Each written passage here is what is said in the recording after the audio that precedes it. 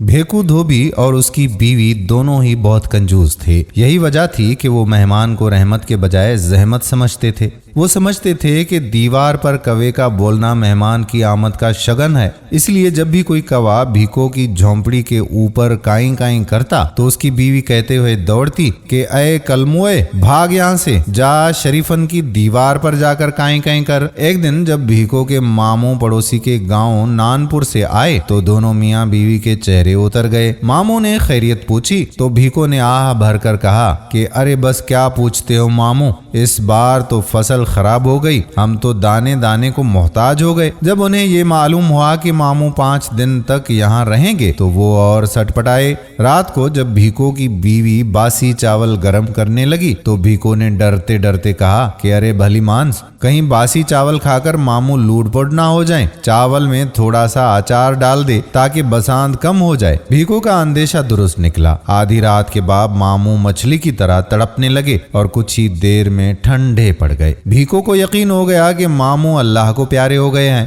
بہرحال ماموں کو تو صرف سکتا ہو گیا تھا۔ بھیکو میاں ڈر کے مارے بڑبڑائے، دیکھا میں نے کہا تھا نا، مروا دیا تو نے، اب تو ہم جیل میں جائیں گے۔ دونوں میاں بیوی لالٹین کی بتی نیچے کر کے سوچتے رہے کہ کس طرح سے لاش سے پیچھا چھڑایا جائے۔ بہت سوچنے کے بعد انہوں نے طے کیا کہ ایک تیر سے 2 شکار کیے جائیں۔ فضلو کمار سے ان کی پرانی دشمنی تھی، اس لیے بھیکو نے سوچا کہ لاش کو فضلو کے دروازے کے ساتھ رکھ دیا جائے۔ اس وقت چاروں طرف سناٹا تھا۔ بھیکو نے ادھر ادھر دیکھا اور ماموں کو فضلو کے دروازے کے ایک کواڑ سے لگا کر کھڑا کر دیا۔ وہاں اندھیرا بھی تھا۔ کچھ دیر کے بعد فضلو نے جب گھر کا دروازہ کھول کر باہر جانا چاہا تو کوئی چیز اس کے کندھے پر آ گری۔ فضلو سمجھا کہ کسی چور نے حملہ کر دیا۔ وہ لاٹھی لے کر ماموں پر پل پڑا۔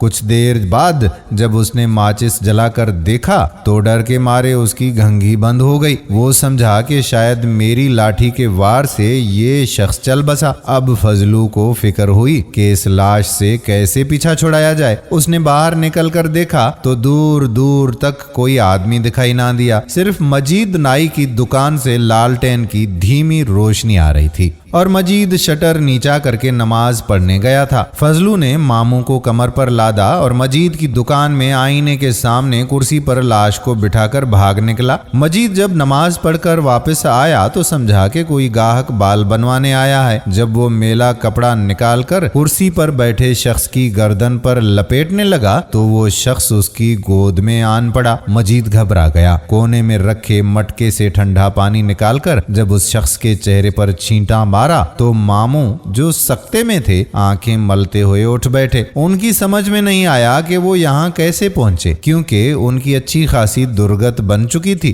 وہ آہستہ آہستہ چلتے ہوئے بھیکو کی جھونپڑی کی طرف روانہ ہوئے۔ ادھر رات بھر بھیکو کا ضمیر اسے ملامت کرتا رہا کہ اس نے نہ صرف ماموں کی جان لے لی بلکہ لاش کی بے حرمتی بھی کی۔ دونوں میاں بیوی شرمندہ ہو کر اقبال جرم کرنے تھانے پہنچے تھے۔ تھانے دار نے پوری کہانی سننے کے بعد بھیکو اور اس کی بیوی کو حوالات میں بند کر دیا اور ایک سپاہی کو حکم دیا کہ فضلو کے یہاں سے لاش برآمد کر کے لائیں۔ ادھر فضلو بھی بہت شرمندہ تھا کہ اس نے ایک اجنبی کی جان لے لی اور اس معصوم مجید نائی کو پھنسا دیا۔ وہ بھی اپنے ضمیر کا بوجھ ہلکا کرنے کے لیے تھانے پہنچ گیا اور اقرار جرم کر لیا اور کہا کہ اصل قتل میں نے کیا ہے اور مجھے سزا دی جائے۔ تھانے دار نے غصے سے اپنے بال نوچے اور بھیکو کو رہا کر دیا اور فضلو کو بند، اور سپاہی مجید نائی کی دکان سے لاش برآمد کرنے کے لیے چلا گیا۔ مجید نے تھانے آ کر گڑ گڑا کر کہا کہ سرکار، میری دکان میں آج ایک شخص کرسی پر بے ہوش پڑا تھا، لیکن پانی کا چھینٹا ڈالنے پر اٹھ بیٹھا اور بغیر حجامت بنوائے چلا گیا۔ ادھر جب ماموں کراہتے ہوئے اور لنگڑاتے ہوئے بھیکو کے گھر پہنچے تو لوگوں نے بتایا کہ وہ میاں بیوی تو تھانے کی طرف گئے ہیں۔ ماموں جب گھسٹتے ہوئے تھانے پہنچے تو تھانے دار سر پکڑ کر کرسی پر اکڑو بیٹھے۔ ماموں کو دیکھ کر بھیکو اور فضلو چیخے، بھوت بھوت بھوت۔ کچھ دیر بعد تھانے دار نے سب کی کہانی سنی اور پوری بات سمجھ میں آنے کے بعد سب کو ڈانٹ ڈپٹ کر بھگا دیا۔ دوستو ایک کنجوسی کا انجام اور مہمان سے نفرت کا انجام کیا ہوتا ہے یہ تو آپ جان ہی گئے ہوں گے۔ اللہ تعالی ہم سب پر اپنا خاص رحم کرے، آمین۔ کہانی پسند آئی ہو تو اپنے دوستوں کے ساتھ اسے شیئر ضرور کر دیں۔ اپنے میزبان قادر بخش کلہوڑوں کو آنے والی ویڈیو تک اجازت دیں۔ اللہ حافظ۔